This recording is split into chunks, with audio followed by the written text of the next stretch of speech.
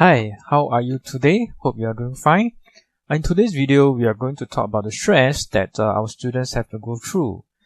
My name is Darren Chow and I'm the English tutor from EnglishTuition.org.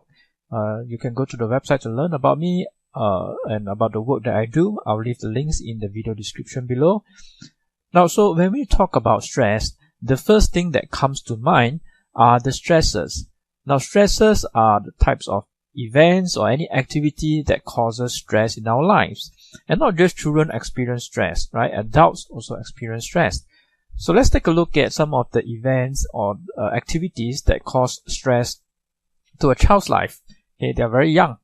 They are essentially, I've just broadly categorized them into two broad categories. Okay, so the first category are stressors that we cannot avoid. Okay, in other words, these type of stressors are there and we have to cope with them no matter what.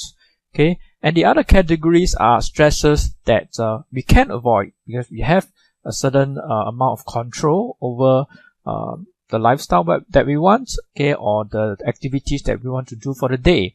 So let's talk about activities that we can control first. Now, every day on a daily basis, I find myself stressing out over all kinds of small and tiny decisions, right? What do I wear? What do I eat? What do I do for the day? Is this the most important task? How do I prioritize? All these little decisions are actually tiny stressors that add stress to my daily life. And it is very much the same for a child. Okay, but the difference between a child and an adult is that the child has not lived long enough, right, to be wise enough to make a lot of these decisions on his own. Okay, in other words, he still need a lot of external help to guide him make some of these decisions, and sometimes he or she tends to make the wrong decisions, which unintentionally may even cause more stress, right? For example, if a child decides to just not do his work over a period of time just because the parents are out at work and there's nobody at home to supervise him or her, then the exam time will become a very stressful period. And not only that, when they get back the results, that's an even more stressful period because now the child has to think, right, what kind of excuse do I have to give my parents, okay, when I show them my report book? So all these kind of decisions have an impact on the stress levels of the child. Then there are other things like enrichment programs, and this is again something that is within the control of the parents, right? The parents can decide how much enrichment programs should a child go to. Okay, if a child is to sign up for tuition, how much tuition can the child cope with?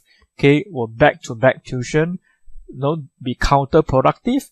So different children have got a different response to stress. Some children are more resilient to stress. You give them back-to-back tuition, they are able to cope with it, okay, but some are not, okay. But as parents, we need to make a judgment call. So if children are not coping well with the stress, then maybe we have to cut down the activities and try to progressively increase the level of activity so that the child has more time to adapt to the changes that are being made to his or her life, okay. And since these stresses are within our control, okay, they are much more easier to manage, okay, but very often in life, there are lots of events and activities and stuff that we have to do that are compulsory, okay, and which brings me to my next point, right? The first type of stressor which I brought up just now are stressors that we cannot control. Okay, for example, as adults, everyone have to go out and work and try to make a living, try to make a life so that we can support our families, support our lifestyle. And when we are young, students have to go to school. Now, education is compulsory, right? So with education comes all kinds of stress. And education is the only type of stress that children most of the time have to learn to work with. Right, assuming that they do not have any problems that is outside of school, right? We are not even talking about problems that they have with their friends outside of school, problems that they have with their family outside of school. Let's just leave all that aside, okay, and just focus on education. So, admittedly, okay, the syllabus has gotten more and more challenging over the years, and that is fairly so because with our aim to become world class, first class in being an education hub, this is the only direction that we can undertake as a country, right? So there's no avoiding that, and students, be it good or bad, have to learn to cope with it one way or the other. Okay, but the good side of this progression is that nowadays there are lots more pathways for parents and students to choose from, right?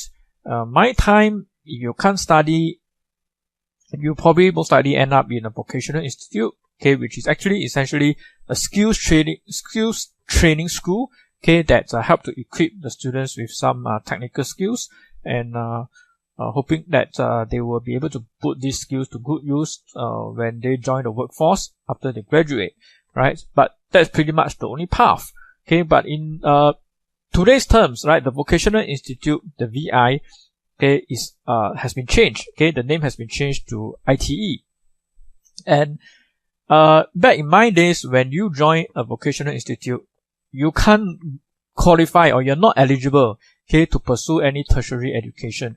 So in a way, that's kind of a closed loop. So once you go to vocational institute, that's like the end of the journey for you.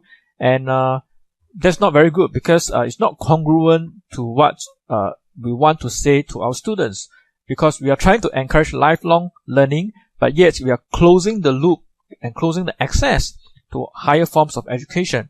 So a lot of changes have been made towards these pathways to allow students to have more options, right? Even if you go to ITE, there is a path for you to go to poly if you so pursue. Okay, if you decide that's the path that you want to pursue, right? If you go to polytechnic, okay, and if you do well enough, there is a path for you to go to get a degree, okay, or an advanced diploma, right?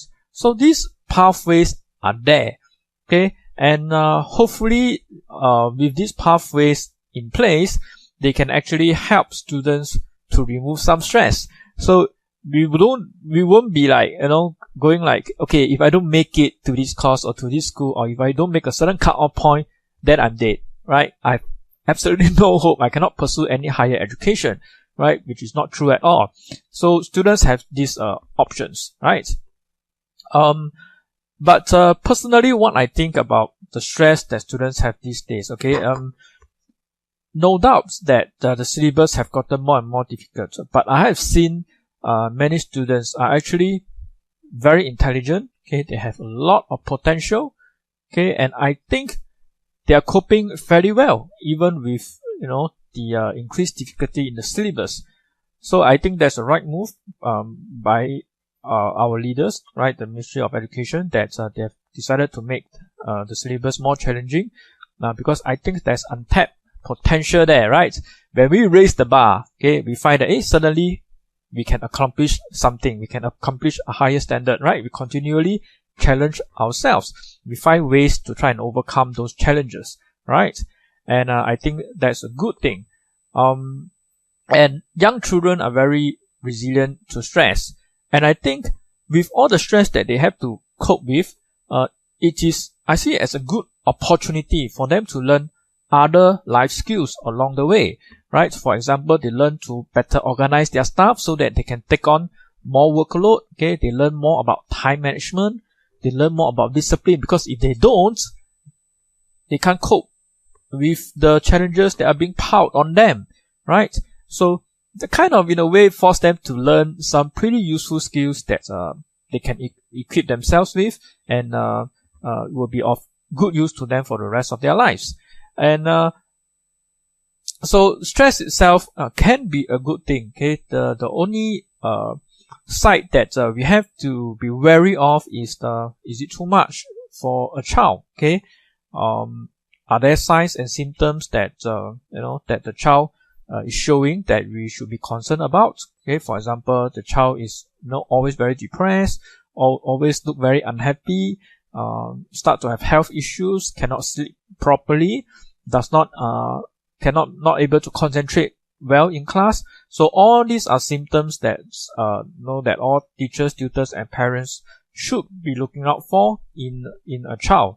But most of the time, right, from my experience, even if I give a lot of homework to some of my students, at first they will complain, grumble, oh, I have to do this, I have to do that. But eventually, they always come back, right, with the work done. And after a while, all the complaining and the grumbling stops because they've adjusted to the new workload and they're able to cope with it. And then when they start to get better results, okay, then they forget all about their struggles and their complaints, and they're like, ew, I passed my exam for the first time, or I scored my first B, or I scored my first A, right? You look at my logo, I always encourage them to do their personal best. Okay, my branding is personal best English tuition, right? I encourage students to mostly as long as you are doing their personal best, okay, to help themselves, I'm more than happy to put in my fair share of effort to try and help them. Okay, and hopefully together we can learn to manage the stress better, and at the same time, learn to achieve something, feel satisfied, get the satisfactory feeling that, yeah, we have actually accomplished something, right, together. And that's a very positive outcome. Alright, so you may not agree with me, okay, so if you do not, just let me know in the comment section below, and I hope that you have liked some of the content that I've put together for you in this video. If you do, please give it a thumbs up. If not, please give it a thumbs down. Let me know why. Leave your comments. Okay, and if you would like to participate in future discussions like this one, I have my YouTube channel, which I always discuss about various issues that parents, teachers, and students face. Please subscribe to the channel or follow us on our Facebook page. Right, that's all I have for today. Have a nice day, and I will talk to you soon. Bye.